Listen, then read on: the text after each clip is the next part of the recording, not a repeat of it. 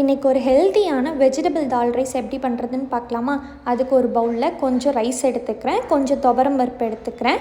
ரெண்டையும் தண்ணி ஊற்றி ஒரு 2 to 3 டைம்ஸ் நல்லா வாஷ் பண்ணி எடுத்துக்கோங்க. நெக்ஸ்ட்டு ஒரு 30 to 45 மினிட்ஸ் தண்ணி ஊற்றி நல்லா ஊற வச்சுருங்க. நீங்கள் துவரம் பருப்புக்கு பதிலாக பாசிப்பருப்பு கூட ஆட் பண்ணிக்கலாம், அதுவுமே டேஸ்ட்டு சூப்பராக இருக்கும்.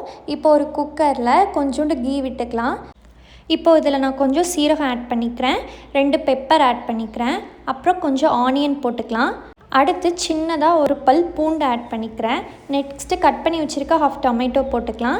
நெக்ஸ்ட்டு வெஜிடபிள்ஸ் கேரட், பீன்ஸ் நான் எடுத்திருக்கேன், அப்புறம் கொஞ்சம் பொட்டேட்டோ நான் எடுத்திருக்கேன்.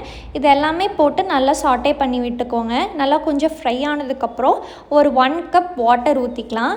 இது கூடவே கொஞ்சம் டர்மரிக் ஆட் பண்ணிக்கிறேன். இப்போது நம்ம அந்த ஊற வச்சுருக்க அரிசியும் பருப்பும் சேர்த்துக்கலாம்.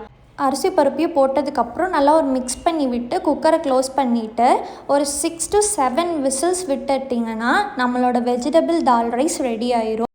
நெக்ஸ்ட்டு ஒரு மேஷர் எடுத்து நல்லா மேஷ் பண்ணி விட்டுட்டு நல்லா ஆற வச்சுட்டு ஒரு பவுலுக்கு ட்ரான்ஸ்ஃபர் பண்ணிட்டு பாப்பாவுக்கு ஃபீட் பண்ணலாம். மேலே கீ விடுறதுனா விட்டுக்கலாம், அது ஆப்ஷனல் தான். நீங்களும் இந்த ரெசிப்பியை உங்கள் பேபிக்கு செஞ்சு கொடுத்து பாருங்கள், அவங்களுக்கு கண்டிப்பாக பிடிக்கும். பவுலும் காலி ஆயிரும்.